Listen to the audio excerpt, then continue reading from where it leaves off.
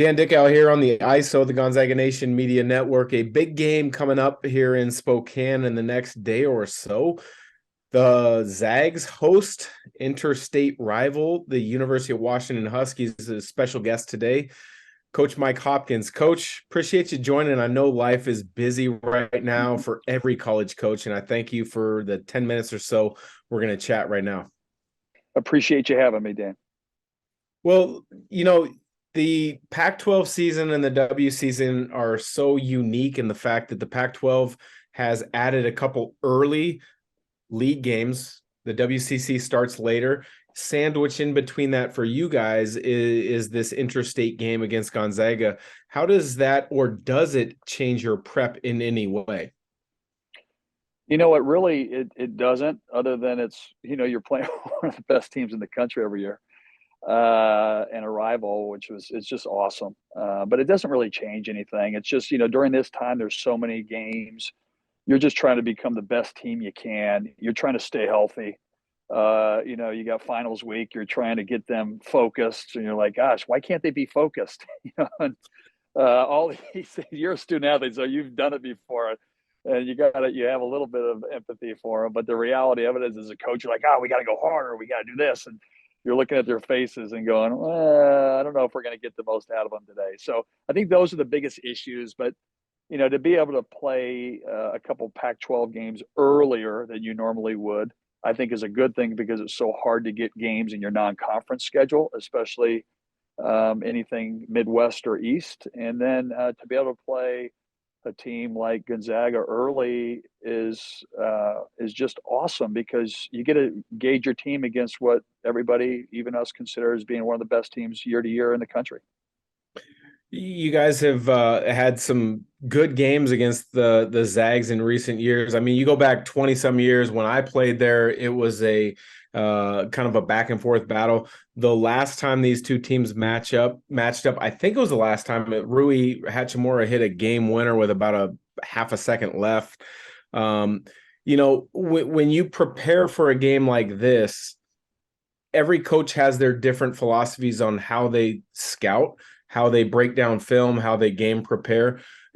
Do you look at last 5 games? Do you look at last year's film? How do you prepare for your upcoming opponent? That's a great question, because everything, the last couple years, even with our zone, we've had different personnel. So we've had to adapt, to what best fits us. And so I think those become, ways that we can do it. And then every opponent that you play has a different challenge. And I think when we have our best zone teams, usually you have, players that have played in it for a couple years, so they kind of know, maybe in this scout we're going to defend the high post this way, or maybe we're going to let this guy shoot or not let this guy shoot. And then it goes back to awareness, and then different actions. And so just like the Zags, they have a different challenge this year with Drew Timme, who's, gosh, if he touches the ball, I don't know if there's a better player in the last 3 years that I've seen in college basketball after his freshman year. I mean, dominate, pass, score, go to the foul line, up and under, games on the line. I might go down as one of the great players to ever play in college. And then you got guys like Julian Strother, who shoots it. I mean, they just have so many weapons. Anton Watson, I've watched him in high school. He's just a winner. Great passer, tough defensive player. And then to getting that opportunity to play in the kennel the first time, I'd heard so much about it. And, you get the student section, just awesome. And so, it's so cool for the kids to have the experience, to have the experience of that. I don't know, it's just awesome. So you grew up on the West Coast before you played at Syracuse for Coach Boeheim, then coached Yep. with him for a long time. You come back to the West Coast. You mentioned the respect for the kennel, the student section, the Gonzaga program. Did you ever try to talk Coach Boeheim into playing at Gonzaga? First of all, that would never happen for Boeheim. Him and Coach Few are such good friends. And that's the thing about it. Like, even when I came there to talk about the rivalry and all this stuff, I'm like, God, I love Coach Few. I've known him when he used to go for Coaches versus Cancer to Coach Boeheim's event. And so much respect for him and the program. Coach Boeheim's one of those guys, though. He's like, yeah, I don't know if I want to go out east, or out west, and it's a long 6 hours, and me and Mark were friends, that's how he would be. But I know so much respect. When I was out at Syracuse, we played him a couple times in the NCAA tournament. So much respect, and the great thing about Coach Hugh, he's not just a great basketball coach, but he's a great person. Talking about Coach Boeheim, I had a chance to play golf with him Oh during one boy, of those coaches versus cancer events. It was myself, Billy Greer, who is at yeah, Colorado, Billy. Yeah. Coach Boeheim, and Doug Gottlieb. That was an interesting foursome. How was their conversation? How was Doug Gottlieb and Coach Ham's conversation? They've had a little heated exchanges. Well, because Coach Greer was an assistant at GU when I was there, we shared a cart, and Boeheim and Gottlieb shared a cart. And just kind of looking at it, you could see there was a little bit of frustration amongst each of those guys that day. It made for a fun afternoon. But Yeah. give me the breakdown on your golf game as well as Coach Boeheim's golf game. Gosh, well, he was a golf coach and one of the best. Gosh, as a coach, when I played, he was known as the best college coach golfer. He played, he coached in college, and I'm not even in the same. I can't even. I my GOLF is spelled. It starts with an F in my golf game, so it's not good. I have other qualities, but golf I enjoy playing, but not that good. Not on his level at all.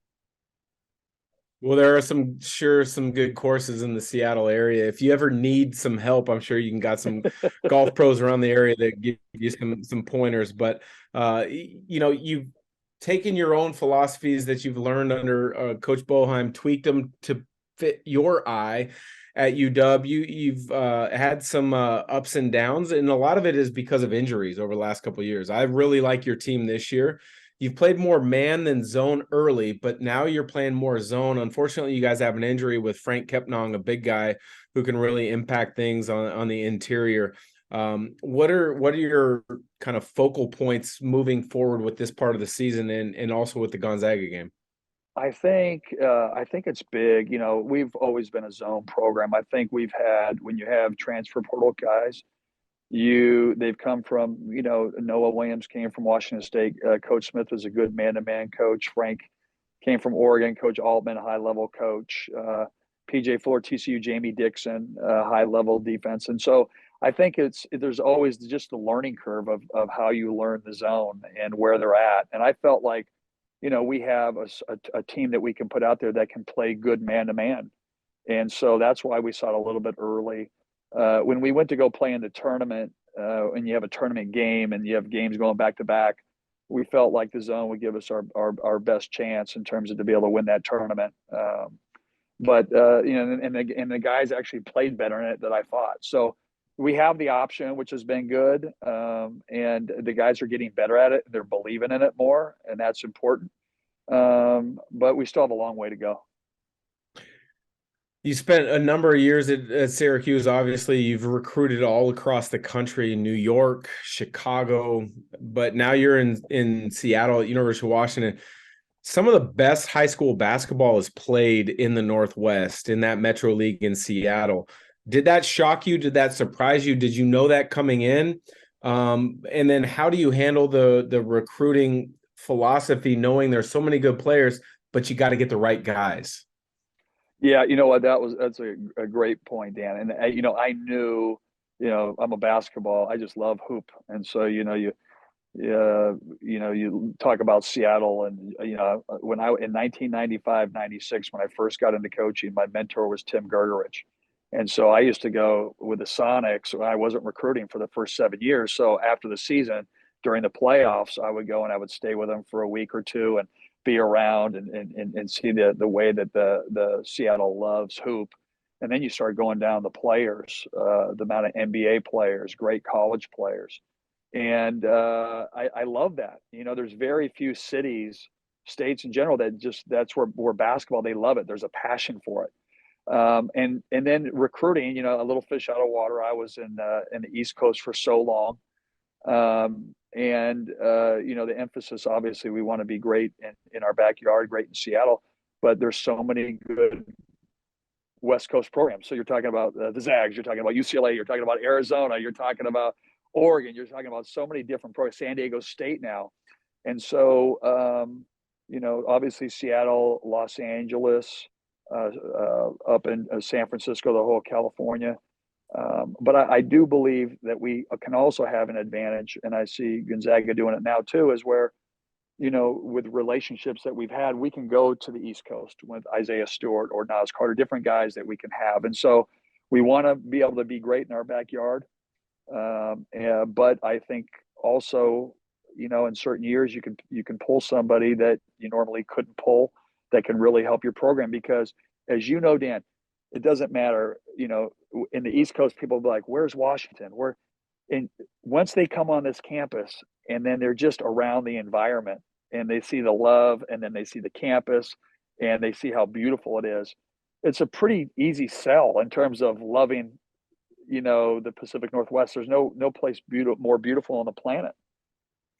Yeah, I did. Obviously, I started my career at UW. I spent a year at Haggett Hall before I lived off campus. Yeah. That campus is pretty dang impressive at Yes. different points of the year. The only problem for me Yeah. is the rain and the gray. Right Yeah. now, you're going to fly over to Spokane later today. You're going to deal with the snow, which is a whole different beast. But you're But I right. love it. It's a nice place. I love Spokane. The times that I've been up there, it's absolutely beautiful. And but it reminds me a lot of probably like Syracuse, like in the winter, right? A lot of snow. Yeah. Do you guys put salt on the roads up there or no? Do they put They salt don't on the do a roads? Or good you, enough job of it. I will say that. I live about 20 minutes outside of downtown, yeah, and our roads are still bumpy and icy, and it's not easy to get around. I love it. I love it. Hey, Coach, I know things are busy right now with the season, but last question I've got for you.